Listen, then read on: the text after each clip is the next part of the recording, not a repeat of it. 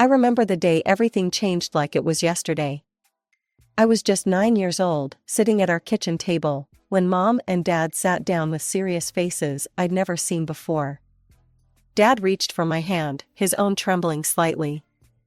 "Amber, sweetheart," he said, his voice barely above a whisper. "I need to tell you something important." That was the day we learned about the cancer. I didn't fully understand what it meant then, but I understood enough to know that my world was about to turn upside down. For the next 2 years, our cozy house became a revolving door of doctors, relatives, and well-wishers. I watched my father, once strong and vibrant, slowly fade away. Mom tried to keep things normal, but nothing was normal anymore. She'd force smiles during the day, but at night, I'd hear her crying in their bedroom. I'd sit outside their door, wanting to go in but not knowing what to say. When Dad passed away, I was 11. The funeral was a blur of black clothes and hushed voices. Mom held my hand so tight it hurt, but I didn't mind. I thought we'd get through it together. I was wrong. A week after the funeral, Mom sat me down again, this time alone. "Amber, I've been talking to your grandmother," she said, not quite meeting my eyes. "I think it would be best if you stayed with her for a little while. Just until I can get things sorted out." "But why can't I stay here with you?" I asked, my voice small. "I need some time alone, honey, to process everything, to figure out how to move forward." She tucked a strand of hair behind my ear, but the gesture felt hollow. "It'll just be for a few months." Grandma Margaret, Dad's mother, picked me up the next day. She didn't say much during the drive to her house, but I could see her knuckles white on the steering wheel. When we arrived at her modest 2-story home, she helped me carry my bags to the guest room. Over the next few months, Mom would call every few weeks. The conversations always followed the same pattern. "When can I come home, Mom?" "Just be patient, sweetie. Just a little longer." "But I miss you." "I miss you too. But this is better for now. You understand, right?" I didn't understand. Neither did Grandma, though she never said it outright. She'd just press her lips together whenever Mom called, her disapproval clear in the way she'd busy herself in the kitchen, banging pots and pans a little louder than necessary. Grandma made sure I never felt unwanted. She'd cook my favorite meals, help me with homework, and tell me stories about Dad when he was young. But no matter how comfortable I was at Grandma's, it wasn't home. I kept waiting for Mom to come back for me, to want me again. After 6 months at Grandma's, Mom finally came for me. I was doing homework at the kitchen table when I heard a car pull up outside. Through the window, I saw Mom step out of an unfamiliar blue sedan. A man I'd never seen before stayed in the driver's seat. "Amber," Mom burst through the door, more animated than I'd seen her since Dad died. Her hair was styled, her makeup fresh, and she was wearing a new dress. "I've got wonderful news." Grandma appeared from the living room, arms crossed. "Sarah, this is unexpected." "Mom, Amber, I want you to meet someone special." Mom was practically bouncing. "Well, he's waiting in the car. He's a bit shy about coming in, but..." She grabbed my hands.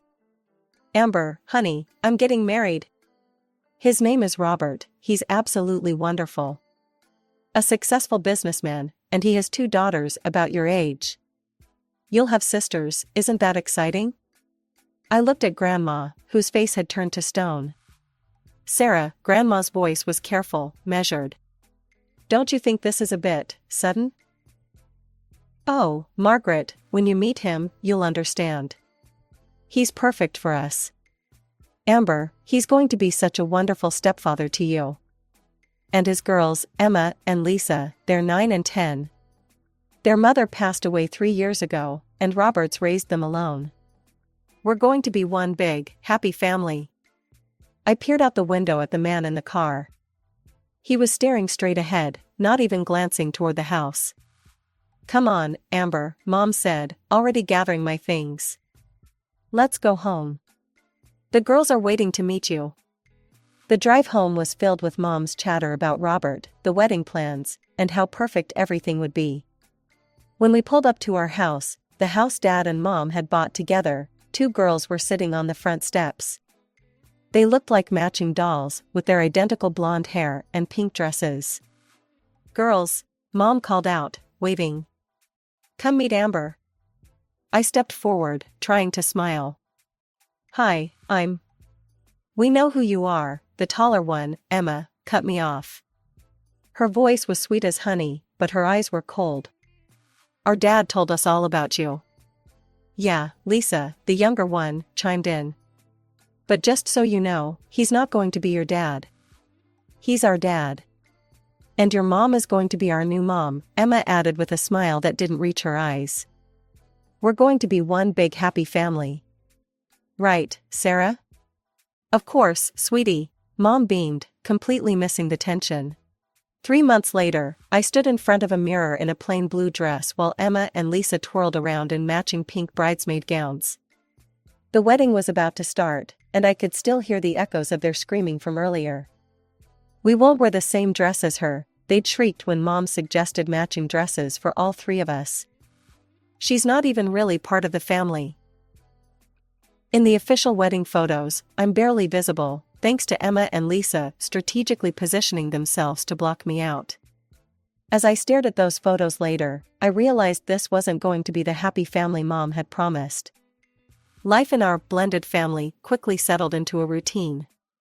Robert wasn't cruel, he just acted like I was invisible. He'd come home from work, hug Emma and Lisa, kiss Mom, and walk right past me as if I were a piece of furniture. Mom, desperate to prove her devotion to her new husband, showered his daughters with attention while barely sparing a glance my way. The first Christmas after the wedding made it crystal clear where I stood. Emma and Lisa each got new iPads and designer clothes, while I received a basic phone and some discount store sweaters. Thank God for Grandma Margaret. She never forgot me. For my 13th birthday, she gave me a beautiful silver locket with Dad's picture inside. Emma spotted it around my neck at dinner. "That's so pretty," she said, eyes gleaming. "You should share it with me. That's what sisters do." When I refused, I found the locket's chain mysteriously broken the next day. Another time, Grandma sent me a limited edition set of art supplies. I loved drawing, just like Dad had. A week later, I found my sketchbook soaked in water and the expensive pencils snapped in half. When I confronted Lisa, she just smiled. "Prove it was me," she said sweetly. "Mom," I tried showing her the ruined supplies. "Look what they did." "Amber, stop being dramatic," Mom sighed. "You probably left them out in the rain yourself. Stop trying to blame your sisters for everything." Then, when I turned 15, Mom dropped another bombshell: she was pregnant. The house exploded with excitement, everyone except me, that is. Robert's daughter squealed about having a baby brother or sister, while I sat quietly, already knowing what this would mean. The baby, a boy they named Michael, arrived in spring. 3 weeks after Mom came home from the hospital, they called a family meeting in the living room. "Now that Michael's here," Mom began, not quite meeting my eyes, "we need to make some changes to the sleeping arrangements." Robert cleared his throat.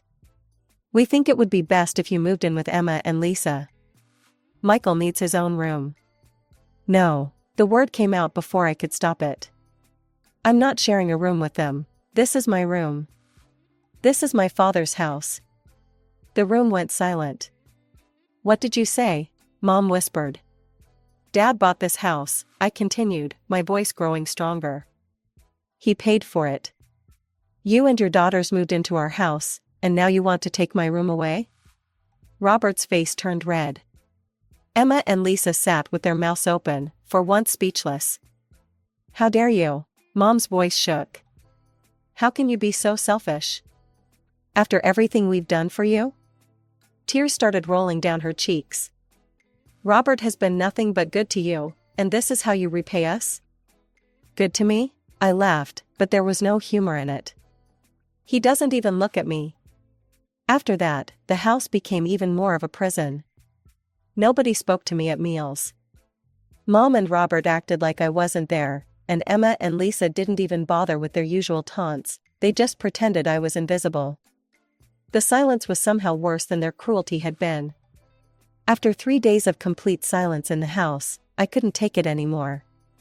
I picked up my phone and called the one person who had never let me down.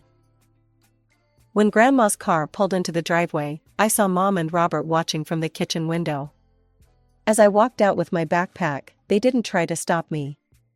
If anything, they looked relieved.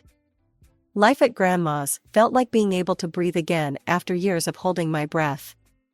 We fell into an easy routine: breakfast together every morning, homework at the kitchen table while she baked, long talks about Dad and what he was like at my age. 2 months passed quickly. Then one morning, Grandma sat me down with her serious face on. "Amber, I need to tell you something," she said, taking my hands in hers. "I've been talking to your mother. She's willing to give up her parental rights. And I want to adopt you, officially." I stared at her, hardly daring to believe it. "Really? Really? It's your choice, of course. But I want you to know that this has always been your home, and I would be honored to be your legal guardian." Tears welled up in my eyes as I hugged her. "Yes, please, yes." The legal process was surprisingly smooth. Mom signed the papers without hesitation. The only thing left was to get my remaining belongings from the house. When I went back, no one was home. I found all my things packed in boxes in the garage, covered in dust. My old room had been completely transformed into a nursery for Michael, painted blue with clouds on the ceiling. I loaded my boxes into Grandma's car without saying goodbye. They hadn't bothered to say goodbye to me, after all. High school was different now. Emma and Lisa still attended the same school, but we existed in parallel universes. We'd pass each other in the hallways without a glance, like strangers who had never shared a home. Sometimes I'd hear them laughing with their friends, talking about family vacations or weekend plans, but it was like listening to a radio station playing in another room, distant and disconnected from my reality. I threw myself into my studies, determined to make something of myself. Grandma supported me every step of the way, helping me with college applications and encouraging me to aim high. The day my acceptance letter arrived from State University, along with a partial scholarship offer, Grandma was more excited than I'd ever seen her. "I have something to tell you," she said that evening. "I've been saving for your college fund since the day your father died. I wanted to make sure you'd have options."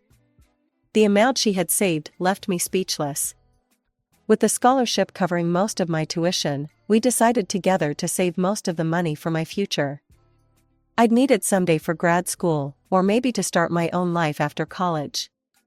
Those first few years of college were transformative. I called Grandma every Sunday, visited during holidays, and finally felt like I was building my own life. My mother, Robert, and their perfect little family became distant memories, like characters in a story I'd read long ago. The call came during my final semester of senior year. "Amber," Grandma's voice was weaker than I'd ever heard it. "The doctors found something." I started making the trip home every weekend after that. Each time, Grandma seemed a little frilier, a little more tired. But she never lost her spirit. "Don't you dare skip any classes for me," she'd insist, even as the hospital machines beeped around her. "I didn't save all that money for your education just for you to play nursemaid to an old woman." When graduation day came, Grandma was too weak to attend. The nurses helped prop her up in her hospital bed, and we set up her smartphone so she could watch the live stream. After I crossed the stage and got my diploma, I looked directly into the camera and blew her a kiss. Later, she told me she'd cried through the whole ceremony. I went straight from graduation to the hospital. For the next week, I barely left her side. We talked about everything and nothing, memories of Dad, her childhood stories, her hopes for my future. Then one quiet morning, while I was holding her hand, she slipped away peacefully in her sleep. Planning the funeral felt surreal. I was choosing flowers and making arrangements in the same house where Grandma and I had shared breakfast just weeks ago. Then, on the day of the service, I saw them. My mother, Robert, Emma, Lisa, and a young boy I barely recognized as my half-brother Michael walked into the funeral home. 7 years had changed them. Emma and Lisa were now grown women, and Michael, who I'd last seen as a baby, was now a grade schooler in a small black suit. The ceremony passed in a blur. I stood alone by the casket, accepting condolences from distant relatives and Grandma's friends. Then suddenly, Mom was there. "Amber," she said softly, her eyes red from crying. "I'm so sorry for your loss." "Margaret, she was a wonderful woman." I nodded, not trusting myself to speak.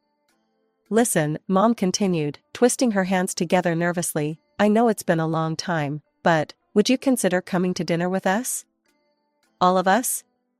We'd like to try to make things right." Looking at her face, lined now with age and grief, I felt the weight of all our unsaid words. "I'll think about it," I managed to say. A week later, after meeting with Grandma's lawyer and learning she'd left me everything, the house, her savings, all of it, I made my decision. Maybe it was time to face the past. The house I'd grown up in looked smaller somehow, shabbier. The paint was peeling, the garden overgrown. Inside, Robert, Emma, Lisa, and Michael were waiting around the dining room table. The awkward silence was broken only by the clinking of silverware against plates. "So," Mom finally said, forcing brightness into her voice, "what are your plans now that you've graduated?" I took a slow sip of water before answering. "I'm staying in town, actually. Going to live in Grandma's house." The flash of satisfaction in Mom's eyes was quick, but I caught it. Something about that look made me uneasy, though I couldn't say why. My degree in business administration landed me a position as a junior executive at Wilson & Associates. The salary was more than I'd ever dreamed of making right out of college, and with no rent to pay thanks to Grandma's house, I was able to save a good portion of my earnings. Mom started dropping by regularly, usually with fresh-baked cookies or a casserole. At first, our conversations were awkward, filled with long pauses and careful words. But gradually, she began opening up about their struggles. The heating bill was so high this month, she'd sigh, or Michael's growing so fast, he needs new shoes again.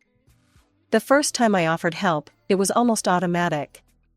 Mom was talking about a leaky faucet they couldn't afford to fix. "I have some extra cash," I said, pulling out $200. "Here, get it fixed." The way her face lit up made something warm stir in my chest. After that, it became a regular thing, small amounts here and there for whatever crisis they were facing that week.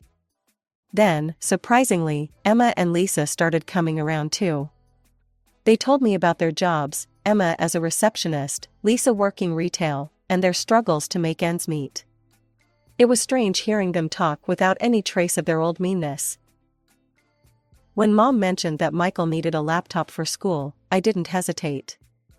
The smile on his face when I gave it to him made all our past history seem distant and unimportant. "You're the best big sister ever," he said, hugging me. It was our first real hug. The real breakthrough came during my business trip to New York. When Emma and Lisa asked if they could tag along, I was hesitant at first, but their excitement was contagious. "We've never been anywhere," Lisa admitted. "Dad always said we couldn't afford it." I booked them economy tickets and found a decent tourist-class hotel in Manhattan. Watching them experience New York for the first time was like seeing the city through new eyes. They took pictures of everything, gasped at the height of the skyscrapers, and couldn't stop talking about how amazing it all was. During our dinner at a small Italian restaurant in Little Italy, Emma raised her glass of house wine. "To family," she said, and for the first time, the word didn't feel wrong. Back home, our regular dinners became a tradition. Mom, Emma, and Lisa would always insist on choosing budget-friendly restaurants, and they never ordered anything expensive. They seemed genuinely grateful for everything, no matter how small. Mom's call came on a Tuesday afternoon, just like any other. I was reviewing work documents when my phone lit up with her name. "Hi, sweetie," her voice was warm, familiar. "How are you doing?" We chatted about nothing in particular, Michael's school performance, Emma's new haircut, the usual family gossip. Then, just as we were wrapping up, she added, "Oh, by the way, honey. I hate to ask, but could you maybe transfer $200? The car needs some minor repairs. Sure, Mom. I'll send it right now. You're an angel, Amber. I love you so much. I was about to hang up when I realized the call hadn't ended. There was rustling on the other end, then voices growing clearer. Mom must have thought she'd pressed the end button. Did she fall for it? That was Emma's voice, followed by a laugh I hadn't heard since high school, sharp, mocking. Of course she did. Mom's voice had changed completely, dripping with contempt. She always does. Little Miss successful with her fancy job and her inherited house. God, I'm so tired of pretending to like her, Lisa groaned. Did you see what she was wearing at dinner last week? That awful blazer? She thinks she's so much better than us just because she went to college. They all laughed, Mom, Emma, and Lisa. Then I heard Robert's voice join in. You're doing great, honey, he told Mom. Keep it small for now. We don't want to spook her. I know, Mom replied. We have to play it smart. Small amounts here and there, build up her trust. Once she completely lets her guard down, then we can really start asking for more. She's loaded now, that house, her savings, her salary. We just need to make sure she spends it on us, instead of herself. It's not fair, Emma whined. Why should she have all that money? We deserve it more than she does. Of course you do, sweetheart, Mom said. You and Lisa are twice the daughters she ever was. Don't worry, we'll get what's ours. She's too stupid to see what's really going on. Always was, just like her father. I ended the call with a single press of my finger, but their laughter kept echoing in my ears. The family I thought I'd finally found had never existed. It had all been an elaborate performance, with me playing the role of the foolish benefactor. The next morning, Mom's number flashed on my phone screen. Amber, honey. We're having a special family dinner tonight. You'll come, won't you? I heard the false sweetness in her voice now, the calculated warmth that I'd been too desperate to recognize before. Sure, Mom. What time? 7 o'clock. Everyone will be there. When I arrived at the house, they were all waiting. Mom had made my favorite lasagna. Emma and Lisa were dressed up, playing their roles perfectly. Even Michael seemed to have been coached to be extra affectionate. Amber, Mom rushed to hug me. You look tired, sweetie. Work keeping you busy? I returned her hug mechanically, noting how she exchanged quick glances with Robert. Throughout dinner, they kept up their performance, asking about my job, laughing at each other's jokes, playing the perfect family. I watched them like I was seeing a play, noticing every forced smile, every calculated gesture. Finally, as we were finishing dessert, Mom cleared her throat. Amber, honey, we actually wanted to talk to you about something important.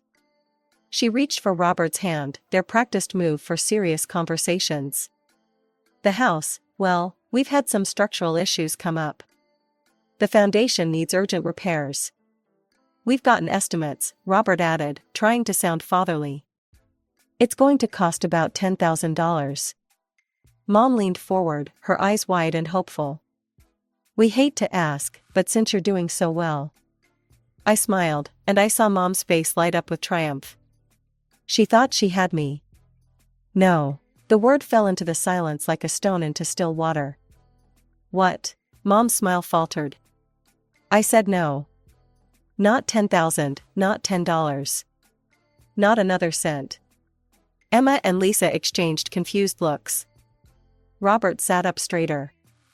But honey, Mom started, we really need. You forgot to hang up the phone yesterday, Mom, I kept my voice calm, almost conversational. After you asked for that $200. The color drained from her face. Emma and Lisa froze. Even Michael, who probably didn't understand what was happening, stopped eating his cake. I heard everything, I continued. About how tired you are of pretending to like me. About how you've been playing me for money. About how you think I'm stupid, just like my father. I turned to Emma and Lisa. About how you deserve my money more than I do. We were just joking, Lisa burst out. It wasn't serious. Amber, sweetie, Mom reached for my hand. I pulled it away. You're misunderstanding. The only thing I misunderstood was thinking you had changed. I stood up from the table. But you know what? I should thank you. You've finally shown me who you really are, and now I can stop wasting my time trying to build a relationship with people who see me as nothing but an ATM. I walked out of that house for the last time, ignoring their calls behind me. But of course, they didn't give up easily. The calls started that night, first Mom, then Robert, then the sisters. Voicemails, text messages, emails, all begging forgiveness, claiming it was just a joke, that I was overreacting. When I blocked their numbers, they started showing up at my house, knocking on my door at all hours. I knew I needed a clean break. The next morning, I walked into my boss's office. Janet, remember when you mentioned expanding the New York office? 2 weeks later, I had a transfer approval in hand. I listed Grandma's house with a realtor, and it sold quickly, the market was good, and it was in a prime location. I found a beautiful apartment in Manhattan's Upper West Side, with big windows and a view of the park that would have made Grandma smile. Sometimes, on quiet evenings, I think about them, Mom, Robert, Emma, Lisa, and little Michael. I hope Michael grows up to be different from them.